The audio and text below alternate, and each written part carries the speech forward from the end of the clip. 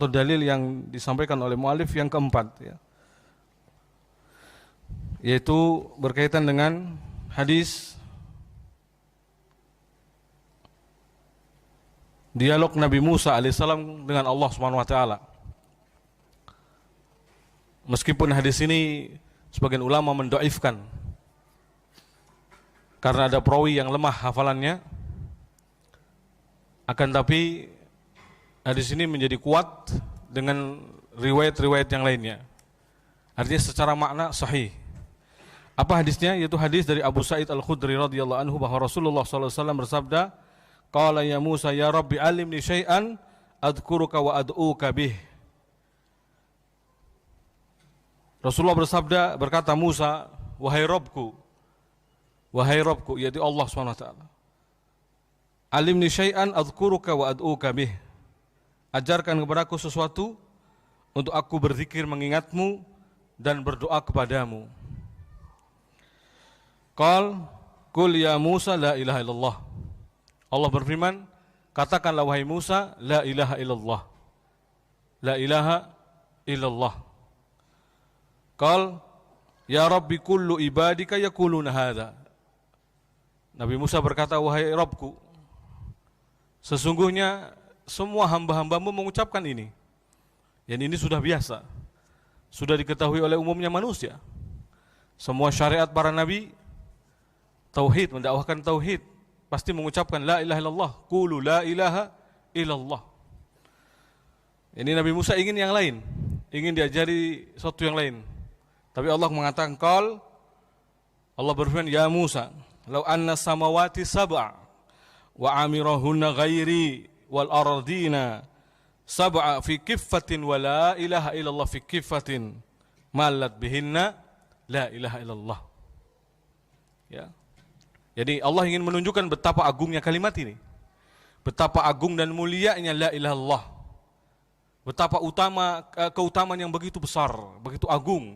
Sehingga kemudian Allah mengatakan, wahai Musa, andaikan langit yang 7 dan juga penghuninya selain daripada aku. Jadi maksudnya makhluk. Dan ini juga dalil yang menunjukkan Allah Subhanahu wa taala fis sama. Allah di langit. Tentu fauqa kullu ibadihi, semua di atas semua hambanya tentunya. Allah fis sama, ya. Allah mengatakan, andaikan langit yang 7 dan penghuninya selain daripada aku, dan juga bumi yang 7 di satu neraca timbangan, dan la ilallah pada satu neraca timbangan yang lainnya, malat bihinna la ilallah, pasti akan lebih condong dan kuat timbangan tersebut kepada la ilaha illallah. Ini keutamaan yang agung, keutamaan yang besar, ya. Sampai pun seluruh jagat raya makhluk yang ada di alam semesta ini, dari penghuni langit, dari langit tingkat 1 sampai langit ke-7, bumi dari tingkat 1 sampai bumi yang 7. Memang tidak ada dalil dalam Quran yang menunjukkan secara sharih, secara jelas bahwa bumi itu 7.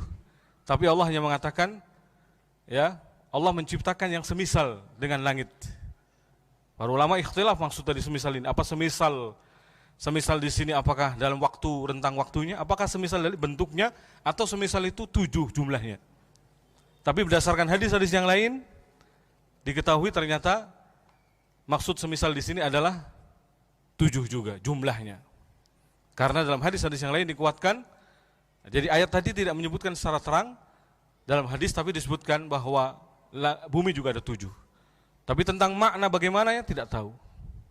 Ya, hanya satu kalau tidak salah Harun Yahya yang saya tahu, dia mengatakan ada lapisan-lapisan. Ya.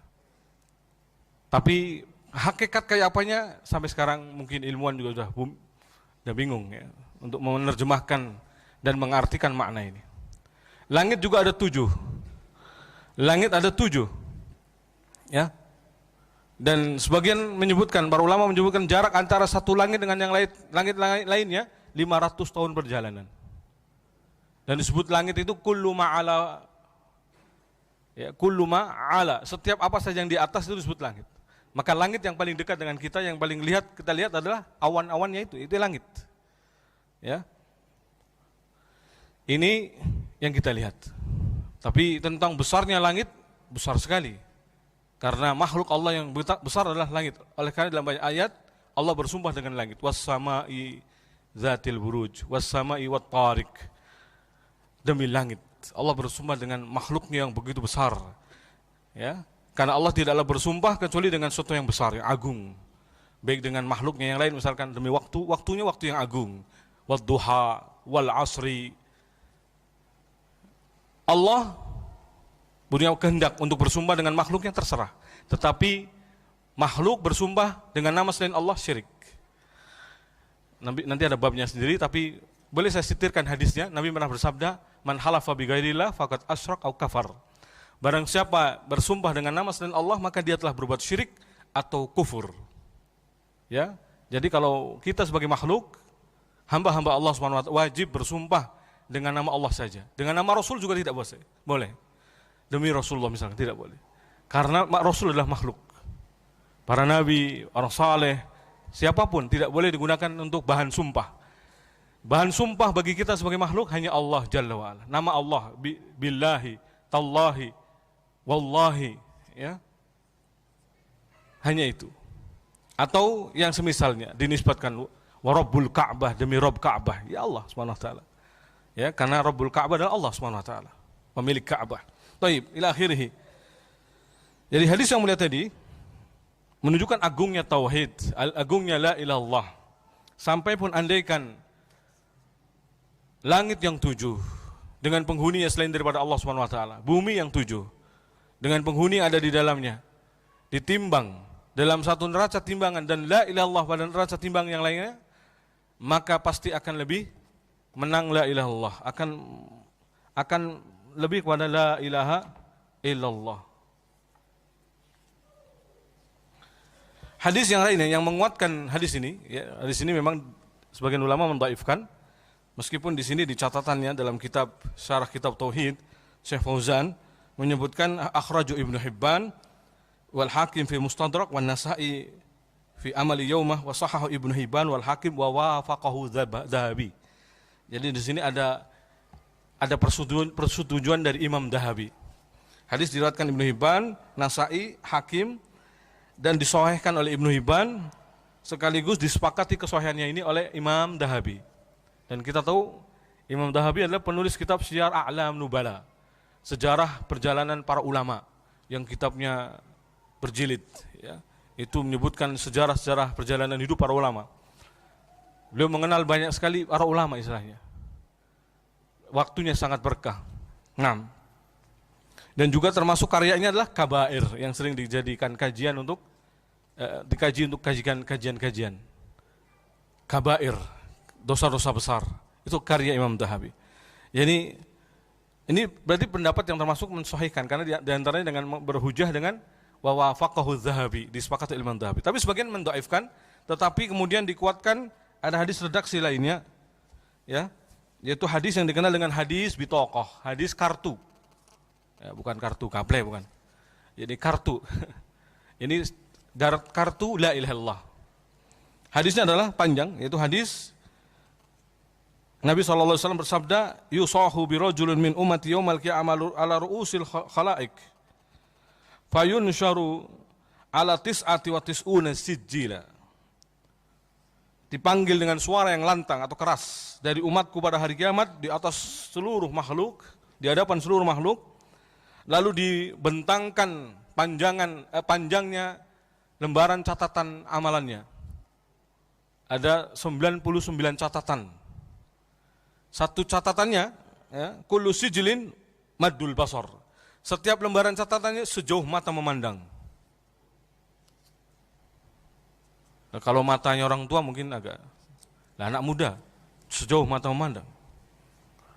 Berarti artinya catatan amal ini sangat banyak, dan ini bukan catatan kebaikan, dosa. Catatan apa? Dosa. Ya. Fayaqul summa yaqulullahu azza wa jalla, kemudian Allah berfirman, hal tunkiru min hadza syai', apa kau mengingkari sesuatu dari ini semua? Walaupun sedikit. Fayaqulu ya la ya Rabb. Dia mengatakan tidak wahai Rabb. Artinya semuanya benar. Itu lembaran catatan dosa saya semua itu.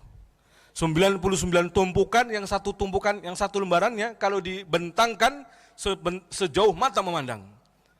Berarti dia bisa membaca semuanya, ya. Membaca dari 99 tumpukan catatannya ini, dan dia mengakui semuanya, tidak ada satupun yang diingkarinya. Qal la ya Rabb, kata dia, tidak wahai Rabbku, semuanya benar. Fayaqul adlamatka katabati al-hafidun. Allah berfirman lagi, apakah para malaikat pencatat al-hafidun yang menjaga di sini mencatat, menjaga amalan-amalan. Apakah mereka mendolimimu dalam mencatatnya? Berbuat salah, keliru dalam mencatat. Fayaqul la ya Rabb. Dia pun mengatakan tidak wahai Rabb. Summa yaqul alaka udhrun. Lalu Allah berfirman lagi, apa kamu punya uzur, alasan, berhujah untuk mengelak dari 99 catatan ini? Alaka hasanah. Nah, Allah juga mengatakan, apa kamu punya kebaikan? Fayahabu rajulu fayaqulu la fayaqulu bala. Orang ini tetap mengatakan tidak. Innalaka indana hasanat. Tapi kata Allah, sesungguhnya di sisi kami, kamu itu punya kebaikan yang sangat banyak. Wa innahu la dzulma 'alaikal yaum. Dan ketahuilah sesungguhnya pada hari ini tidak ada seorang pun, termasuk kamu, tidak ada seorang pun yang dizalimi. Fatukhraju lahu bitaqatun. Maka kemudian dikeluarkan kepadanya satu kartu. Fiha, dalam kartu itu tertulis asyhadu alla ilaha illallah wa asyhadu anna Muhammadar Rasulullah. Qal fayaqulu ya Rabbi ma hadhil bitaqah ma hadhis sijilat. Dia mengatakan, wahai Rabbku, apa perbandingannya kartu ini dengan 99 catatan dosaku? Jadi kalau dibandingkan apa pengaruhnya? Kalau cuma kartu la ilaha illallah, ya. Jadi dia tidak tahu keutamaannya, dia tidak tahu pengaruhnya. Maka kemudian dia bertanya kepada Allah Subhanahu wa taala. Fayaqul innaka la tudlam. Allah berfirman, sesungguhnya engkau pasti tidak terzalimi. Tenang aja, ya. Fatudau as-sijillatu fi kifatin wal bitaqatu fi kifatin fatashat sijillat wa saqulatul bitaqah.